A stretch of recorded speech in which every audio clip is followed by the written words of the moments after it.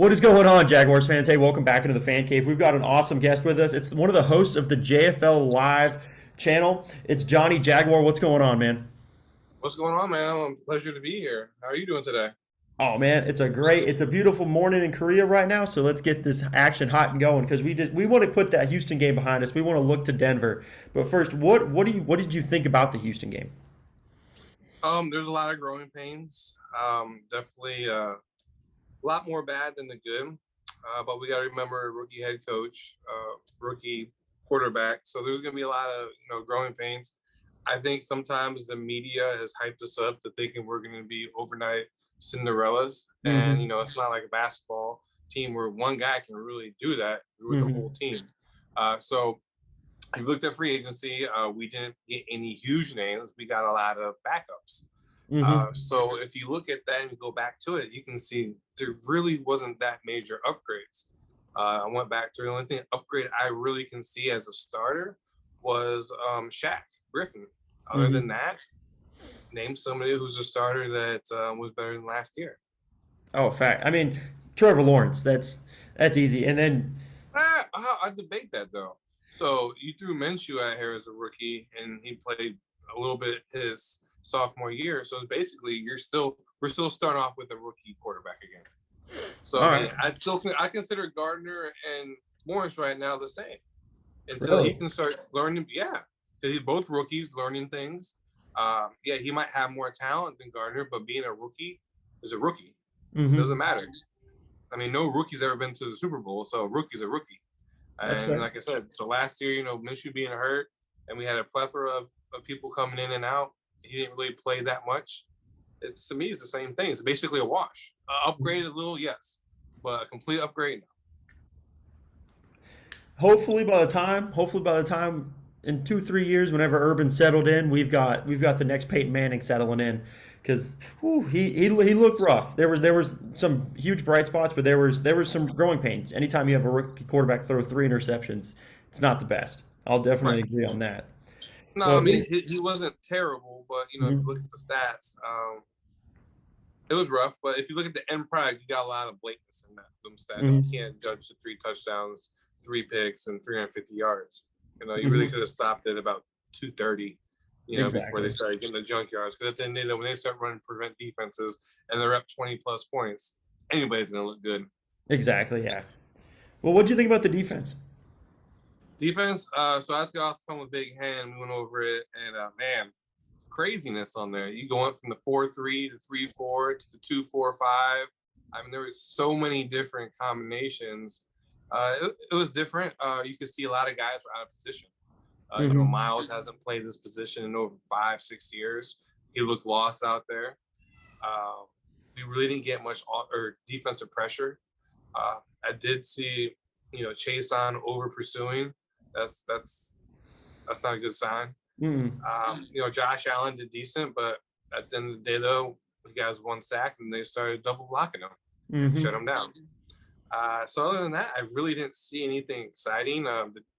The secondary really upset me. I don't Oh know yeah. why we have uh, Wingard out there. I mean, he's getting beat every play. I mean, I understand that you're a strong safety and you're supposed to stop the run, but dude, you kept getting blown out by everybody. And a lot of the Hmm. big plays they had, he was trailing by going like this. So it's like, come on, man. So I definitely think defense needs a lot of work, but hey, it's the first time everybody's running this most of the time. So you're going to have these growing pains. That was my biggest key to victory in Houston was stopping Brandon Cooks. And it literally just looked like every time it almost looked like Patrick Mahomes esque with Tyreek Hill when it's just to hell with it. I'm gonna throw it up. Brandon Cooks is down there somewhere because we have Tyson Campbell who acts like he can't turn his head around. Andrew Wingard is always 2 3 yards behind him, and then that leaves Shaq Griffin, who is an overhyped corner number two. CJ Henderson really didn't do a whole lot, so the secondary really left a lot to be wanted. But thankfully, coming up against Denver, they're going to be out Jerry Judy, their number one target. So, whew, I still wouldn't be excited about that. You got to check down Teddy, and if you go through NFL history and check down quarterbacks, they're going to put it in the right spot. And the oh thing yeah. is, are we going to be in the right spot to stop it? I mean, so cornerbacks, yes. I mean, CJ had a decent game. Shaq did decent. He almost got that pick the first play of the game. batted ball. But at the end of the day, if you're not getting defensive pressure, it doesn't matter how good your cornerbacks are. Hmm. They're gonna get beat. Absolutely. There's this wild concept going on right now because the University of Southern California just fired their head coach. Everyone's thinking that Urban's already going to call it quits. And after a terrible week one, what do you think about this whole little rumor mill going on right now? I mean, so in these contracts, there's a lot of clauses. I'm sure if he was thinking out of it, it's going to cost him a lot of money. Hmm. I don't see it that quickly. Maybe by week 5, yeah. But they're saying it's going to be a month search. So if something would happen, I wouldn't see it happening until November, December. Hmm. But like I said, the media overblows a lot of stuff. Let's be honest. With the Tebow stuff and all that, they blow it up out of proportion. So I don't think it's that big of a deal. Hey, I couldn't have said it better myself. And let's be honest, does anyone actually know the name of that head coach that got fired? Because everyone knows Urban Meyer. No one knows that. If Urban Meyer wanted to go to USC, if he wanted to go to Texas, if he wanted to go to Miami, Florida State, whatever head coach they have there would be gone. The second Urban Meyer says, I want to come coach this program, that program gladly accepts him with open arms because he's won in both places that he's been. And so for people to think that Urban just wants to up and leave and go, if he wanted to do that, he would have done that prior to taking this job. He would have gladly went to USC and done that prior to ever meeting with Shad Khan in the offseason. Well, they tried to get him last year and he turned it down. So we'll just see. If he's gonna quit, it's gonna be after year 1. I don't think he's gonna give one game and quit. I No. just don't think that's gonna happen. I mean, at least half a season before he does that. But the chance of that happening, I think, with how much we're paying him, the legalities and stuff, I just don't see it happening.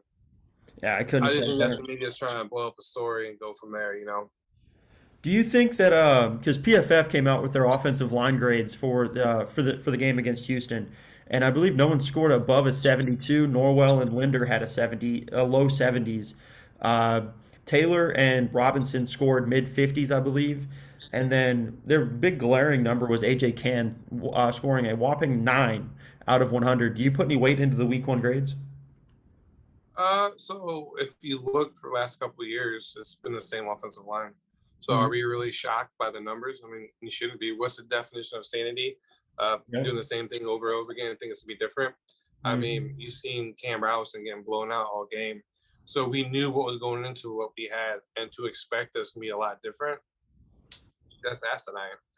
So I expected it to kind of be like this. You could see the preseason that the whole line was getting tore up. The whole pocket was just shrinking in on him, and he's getting sacked.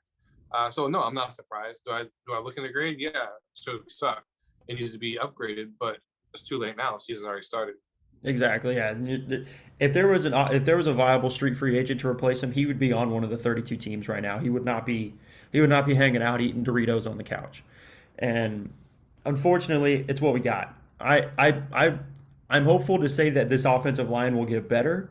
I don't know why I'm thinking that because, like you said, we've seen this offensive line together now. I believe this is Juwan's second year, so these five have been playing together. This is their second or third year now, and so it's definitely going to be, in my opinion, it's going to be tough to see where they can get better because that interior was what I said was the best part of this line, and with Can struggling so heavily in the grading, granted it's PFF, some people don't even acknowledge them as a legitimate grading place, but a 9 is still a 9. So it's if the sky's the limit for him right now because hell, he's at the bottom. He's in his grave already. He can't go up any higher than this.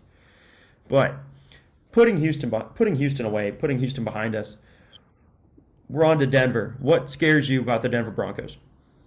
Teddy Bridgewater. I Really? mean, he scares me. I mean, check down Teddy. I mean, he knows where to do it. He's not going to do anything crazy.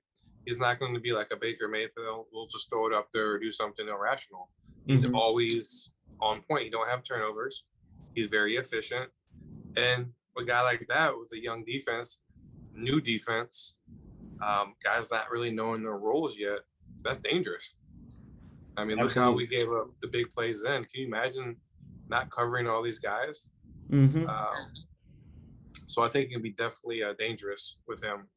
Other than that, I mean, their defenses are usually pretty good. So it's going to be interesting to see. We'll see how Von Miller is. Is he still Asian? Is he going to go back to his youthful days? He's a monster to deal with. Judy out helps a little bit, but I hate to say it, one player is not going to help us. We have a lot of deficiencies, and we just got to work on those deficiencies, and hopefully it stops that. So for me, it's man.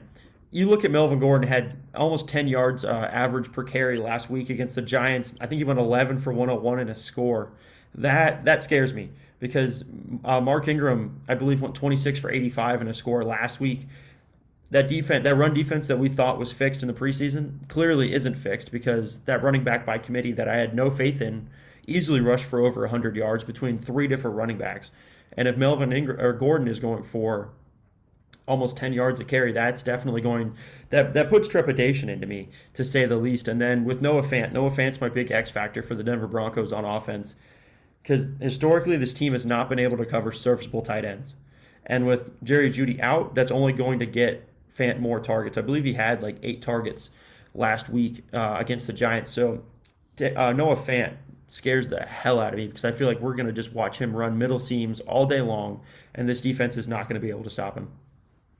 Yeah, I mean, I said last week, you seen the tight end did pretty well against us. Mm-hmm. So you're right. So hopefully it's something that Urban addresses and sees, and the D linebackers coach knows that, because that's who's the ones going to be covering him most of the time. All 4 or 5 linebackers or 10 where we have out there at the same time, and hopefully they know what to do. But like I said, we've always been killed by the linebacker or by the tight end, and this one's probably a little bit better tight end than we did last week. So yeah, that is a big concern. But Gordon going 10 yards per rush, I mean, that's a scary factor. Now, granted, he did have that 70-yard rush, so the numbers can be skewed a little bit. But still, though, he is a Pro Bowler running back, and that's who we're going out with. So, yeah, it's going to be definitely scary. We're definitely going to – Devon Hamilton did bad. Mm-hmm. I would expect a little bit more from him. But like I said, stopping that run is going to be key. And then from there, once you stop the run, then you can hold on that tight end. Hey, absolutely. Stop the run, the rest falls into place. That's how it's always been in the NFL. That's how it always will be, in my opinion. And what is your big key to victory against Denver? We got limited turnovers for the offensive side. You got to get that ball running. I mean, when you have a 1,000-yard running back get the ball 5 times, I mean, that's unacceptable. Yeah, absolutely. So that has to be it on the defensive end. You got to get more pressure. Mm-hmm. We didn't have that pressure like that. Pressure and stop the ball, the rest will fall. Hey, speaking of quarterback pressure, the big man in town, Taven Bryan, actually had some stats this week. 2 tackles and a quarterback hit. He's on the up and up. We're making baby steps. Taven Bryan's going to be good. I don't know why I have this blind optimism in Taven Bryan to actually do something. But, hey, a quarterback hit in week 1 against I'd say probably like a top 20, top 25 offensive line in the league.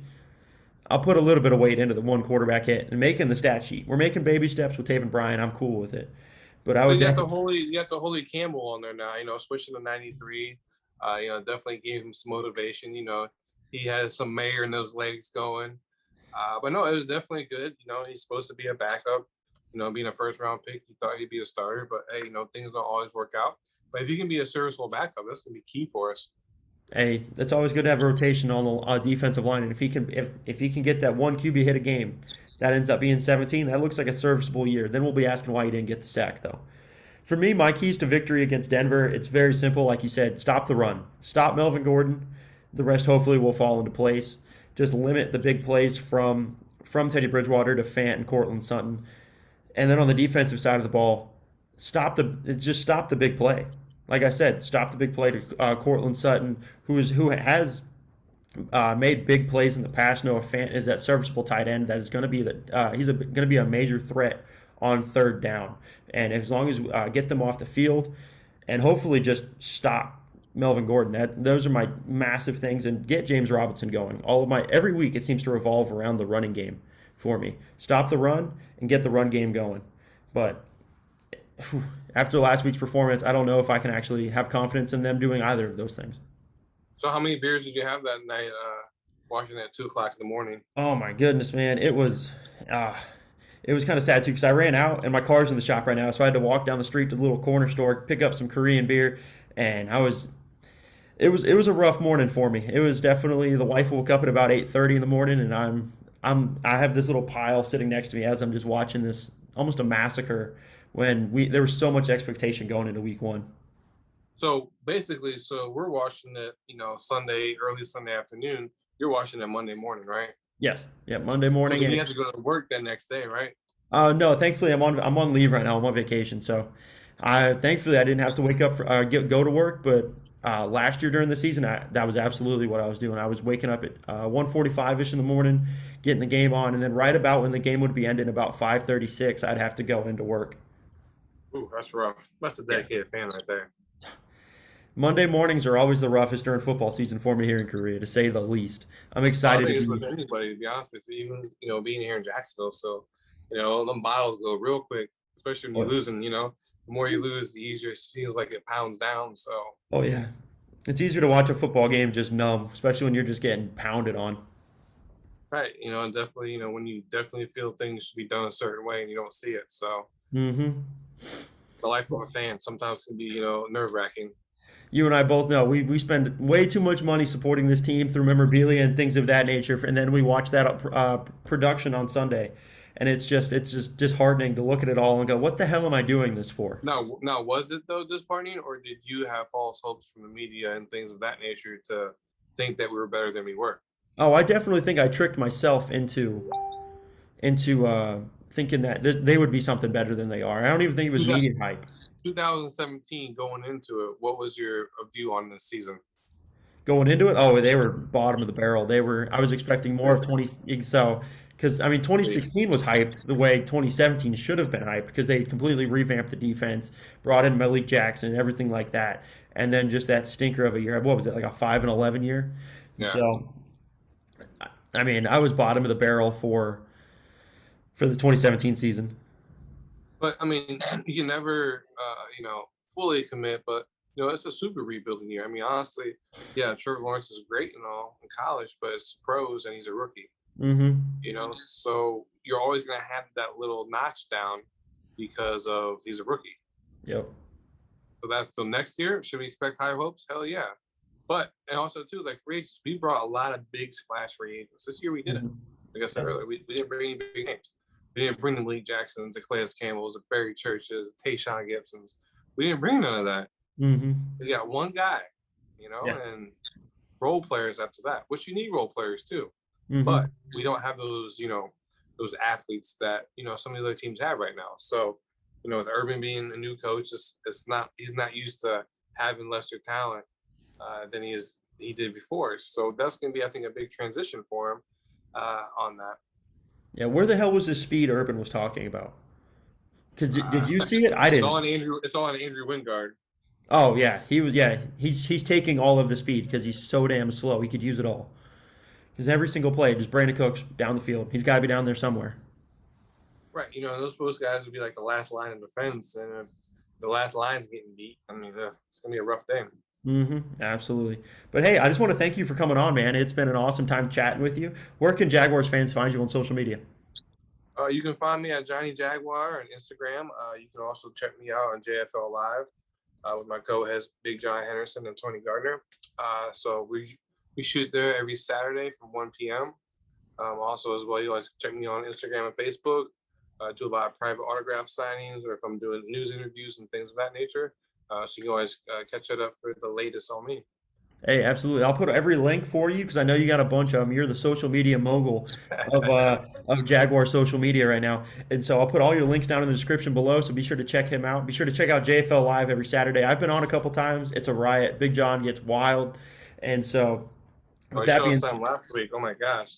You oh see yeah. the veins coming out of his head. I was like, geez. Hey, be sure to check him out. Thank you for watching. Be sure to like, share, and subscribe as it helps the channel grow immensely, helps bring new people into the fan cave because I like bringing you guys different social media creators for the Jaguars as well. So, with that being And said, put stay some safe. money in his pocket too. He's having a baby. Put some money in that. Diapers ain't free now. Hey, absolutely, absolutely. With that being said, everyone stay safe and go Jaguars.